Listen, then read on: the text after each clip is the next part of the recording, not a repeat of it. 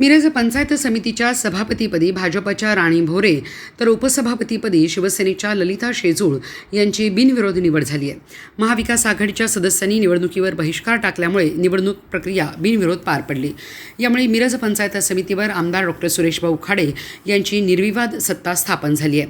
यावेळी राष्ट्रवादी काँग्रेस पार्टी, अजित पवार गट आणि शिवसेना शिंदे गटाच्या सदस्यांनी भाजपला साथ दिल्यामुळे पंचायत समितीवर भाजपाने सत्ता स्थापन केली आहे. मिरज पंचायत समितीच्या सभापती व उपसभापती पदाच्या निवडीसाठी महाविकास आघाडीमध्ये फूट पडल्याने या निवड प्रक्रियेकडे पाठ फिरवल्याने महायुतीच्या राणी सचिन भोरे यांची सभापतीपदी व शिंदे सेनेच्या ललिता अशोक शेजूळ यांची उपसभापतीपदी बिनविरोध निवड झाली. महाविकास आघाडीला समर्थन दिलेल्या राष्ट्रवादी काँग्रेसच्या 2 व शिंदे सेनेचे 2 असे 4 सदस्य महायुतीत सहभागी झाल्याने महायुतीकडे 14 सदस्यांचे संख्याबळ झाल्याने पंचायत समितीत महायुतीने सत्तांतर घडविले. मिरज पंचायत समितीमध्ये गत निवडणुकीत पांडुरंग उमगळे या सदस्याचे अपहरणामुळे ते निवडीस गैरहजर राहिल्याने सभापतीपदी काँग्रेसच्या तन्वी कमलेकर यांची व शिंदे सेनेच्या ललिता शेजूळ यांच्या उपसभापती निवडीने पंचायत समितीत महाविकास आघाडीला सत्ता मिळाली होती. इंगळे यांचे अपहरण करीत मतदानापासून वंचित ठेवल्याने तन्वी कमलेकर व शेजूळ यांच्या सभापती व उपसभापती निवडीला भाजपचे सदस्य राणी भोरे व पांडुरंग पाटील यांनी आव्हान दिले होते. पुणे येथील आयुक्तांनी याची दखल घेत निवडी रद्द ठरवीत फेरनिवडीचे आदेश दिले होते. जिल्हाधिकाऱ्यांनी रिक्त जागेसाठी मंगळवार दिनांक 4 ऑगस्ट रोजी फेरनिवडीचे आदेश दिले होते. निवडीच्या सुरुवातीला राष्ट्रवादी अजित पवार पक्षाच्या एरंडोलीच्या सदस्या सुप्रिया तवटे व कसबे डिग्रजच्या संयोगिता कोळी या सदस्या महायुतीत सहभागी झाल्या होत्या. निवडीच्या शेवटच्या टप्प्यात शिंदे सेनेच्या पांडुरंग इंगळे हेही महायुतीत सहभागी झाल्याने महायुतीकडे 14 संख्या झाल्याने सभापती पदासाठी राणी भोरे व उपसभापती पदासाठी ललिता शेजूळ यांनी अर्ज दाखल केले होते. मात्र अल्पमतात आलेल्या महाविकास आघाडीने निवडीच्या विशेष सभेकडे पाठ फिरवल्याने महायुतीच्या राणी भोरे यांची सभापतीपदी व ललिता शेजूळ यांची उपसभापतीपदी निवड करण्यात आली. माजी मंत्री आमदार डॉ. सुरेशभाऊ खाडे व माजी खासदार संजय पाटील यांनी नूतन सभापती भोरे व उपसभापती शेजूळ यांचा सत्कार केला. निवडीनंतर महायुतीच्या कार्यकर्त्यांनी गुलाल उधळून फटाक्यांची आतिषबाजी केली. पंचायत समितीच्या सभापती उपसभापतीची निवडणूक पार पडते. मागल्या वेळी जो विषय सगळा घडला तो कसा घडला, काय घडला, काही स्वयंघोषित नेते तयार झाले, त्यांनी मी हे असं केलं, पण आज त्याचं प्रत्यक्ष दाखवायला वेळ आली. बऱ्याच गोष्टी पाण्याखालून गेल्या, डोक्यावरून पण गेल्या आणि निश्चितच ह्यावेळी ठरवलं होतं की आम्ही जर ह्यांचं वर्चस्व आमच्या घरांच्या वाडवडिलांच्या पर्यंत जात असेल तर ह्यांना जागा दाखवणं ही काळाची गरज आहे.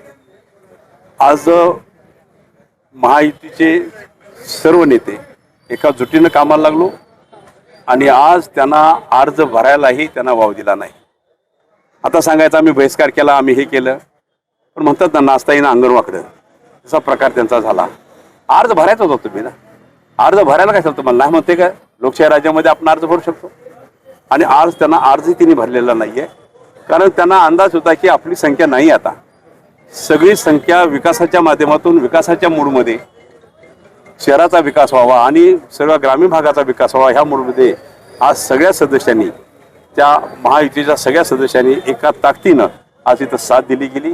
त्यामुळे हा विजय संपन्न झाला. त्यांचे मी आभार मानतो आणि सभापती मॅडम आणि उपसभापती मॅडम दोघांचंही मी अभिनंदन करतो.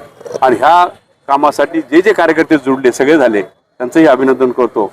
आज इथून पुढं निश्चितच अशा विधानसभेचा मतदारसंघातला आमदार असल्या कारणानं माझी जिम्मेदारी असते. पंचायत समितीमध्ये आपली बॉडी आली आहे म्हणून काय बाकीच्यांना डावलणं असा विषय नाही आहे, पण विकास घेऊन हा सगळ्यांना बरोबर घेऊन आपले सदस्य बरोबर घेऊन हा विकास आणण्याचा मी निश्चितच प्रयत्न करेन, एवढंच मला सांगायचं आहे. आता पक्ष निर्णय केला, पक्षाचा निर्णय आहे, पक्षाचा निर्णय तो तिच्या सभापती आणि उपसभापतीच्या निवडीच्या निमित्तानं या सर्व सदस्यांनी दाखवून दिलं की सत्ता कशी तर काठावर आली होती, पण आमचे सहकारी आमदार मंत्री यांच्या बापापर्यंत पोचण्याची भूमिका ज्यावेळी त्यांनी केली त्या दिवशी आम्ही ठरवलं की ज्याला घोड्यावर बसवायला येतं त्या दिवशी त्याला खाली घेता येतं. ते आजच्या निवडणुकीतून तुम्हाला दिसून आलं. इलेक्शनला फॉर्म भरण्याचं धाडस सुद्धा त्यांना झालं नाही, कारण अजून 2 सदस्य आमच्या बरोबर आत हात वर करायला राहिले असते. 4 सदस्यांची भूमिका आमच्या बरोबर येण्याची झाली आणि मग या सगळ्या प्रक्रियेतून बूंद से गई व हौद से नहीं आती म्हणून या पद्धतीने त्यांनी या ठिकाणी बहिष्कार घालण्याचं काम केलं. या भूमिका त्यांनी समजून घ्यायला पाहिजेत की मिरज तालुक्याचा विकास हा महत्वाचा होता.